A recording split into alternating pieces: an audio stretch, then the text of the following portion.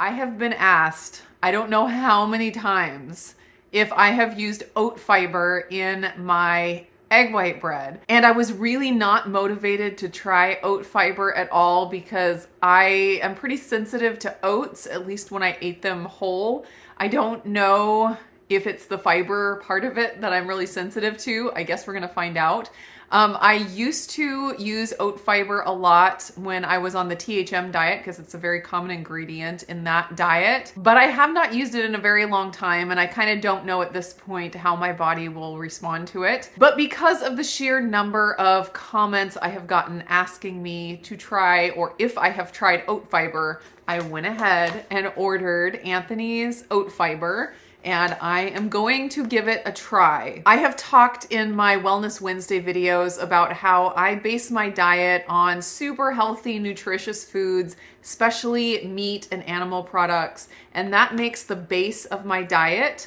But I don't have the idea that every single bite of food or ingredient that I use has to be this like pinnacle of perfection as far as nutrition goes. I think having foods in our diets that are just enjoyable is really good for our health. And so this is something that I would classify in that just for fun, just to make things more palatable, definitely not because of the nutrition that I think oat fiber would provide.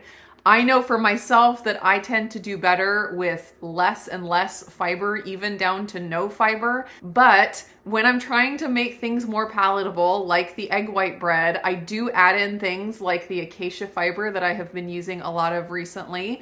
And those are fun foods. And I always kind of balance my enjoyable foods with how it makes me feel. So for example, I started using xanthan gum in my breads. It was one of those ingredients I was using just to give a better texture, make the food more enjoyable, but then I found that it didn't make me feel well, so I had to balance.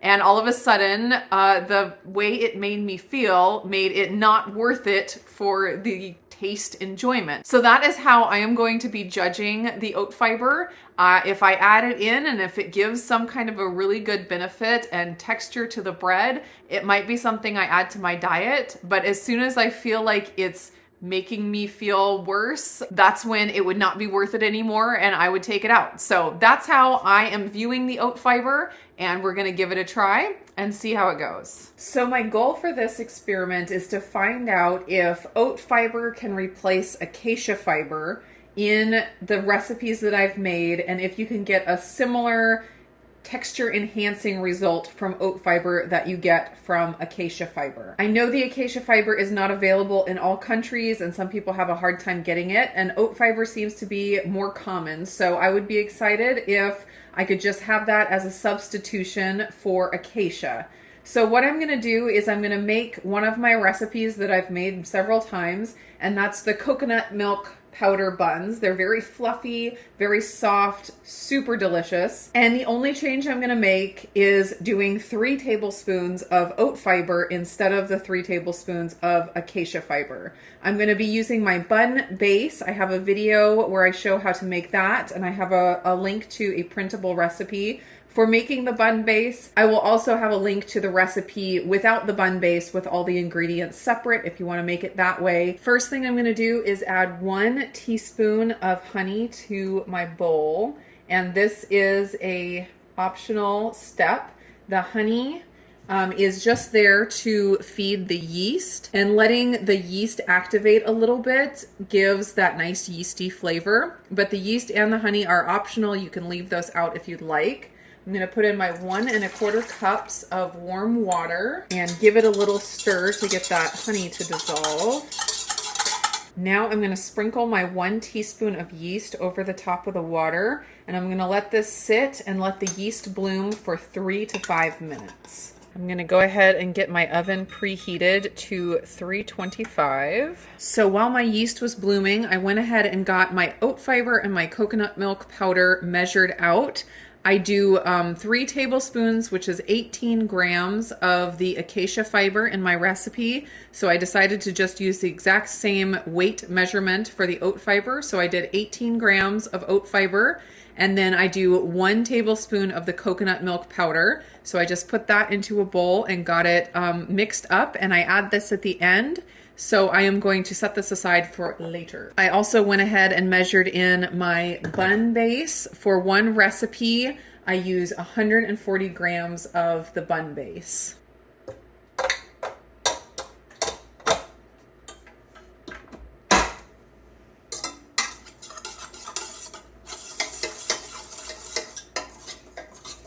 Just gonna get the egg whites moistened up a little bit here before I start the mixer.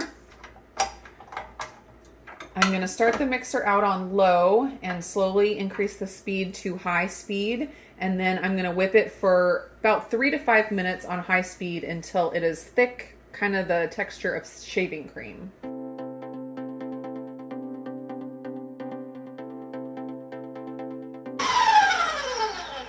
All right, before I mix in the oat fiber and the coconut milk, let me show you my pan and get it sprayed. As soon as I add in the coconut milk powder, the batter starts to fall, which is actually a good thing, but I want it to get in the oven super fast. So I'm going to go ahead and get my pan ready so it's all ready to go before I do that.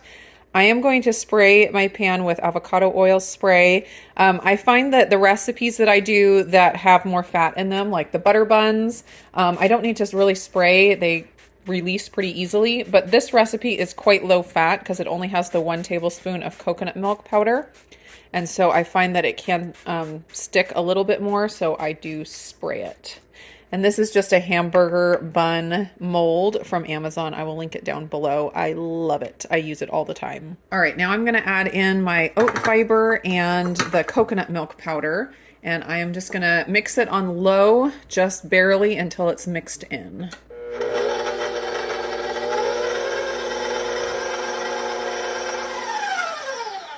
The oat fiber has like a tan color, so it does make the batter a little bit darker, which is interesting. I'm gonna get this mixed up, just make sure that all the stuff came off the sides and that it's fully mixed. Then I'm gonna divide the batter into my 8 wells.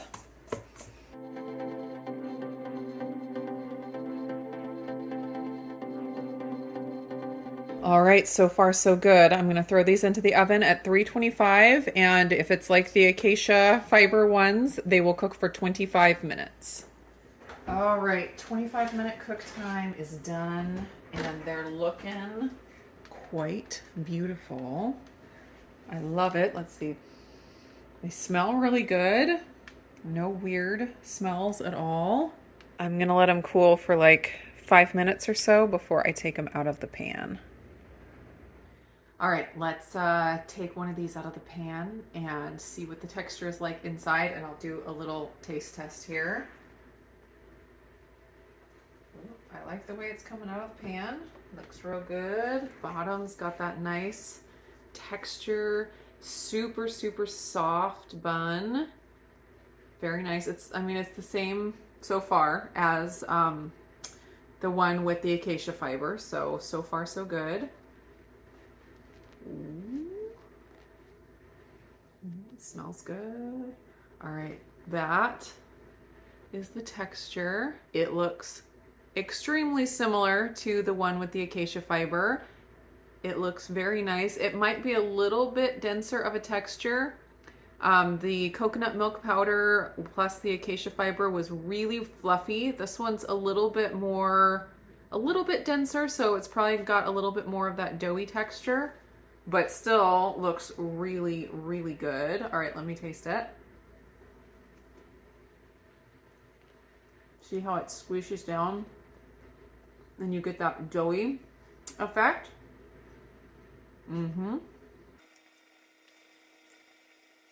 The flavor is very mild. I was worried sometimes the oat fibers can have a weird smell. The Anthony's, I didn't notice it, but some of the brands I used years ago had like a weird smell.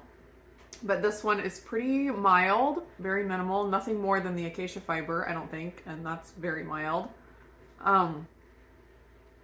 It is more doughy than this recipe with the acacia fiber. I don't know exactly the reasoning for that, but it's still really good. And if you like that more doughy texture rather than the really fluffy, poofy texture, then this is definitely a go. I think it's probably safe to say that you can replace the acacia fiber with oat fiber and still get a really good result. I'd say this experiment was definitely a success, and I think this will be helpful for those of you that both have oat fiber already in your pantry that you want to use up, because I know there are a lot of people like that. And then also people that can't get the acacia fiber in whatever country or place you're in.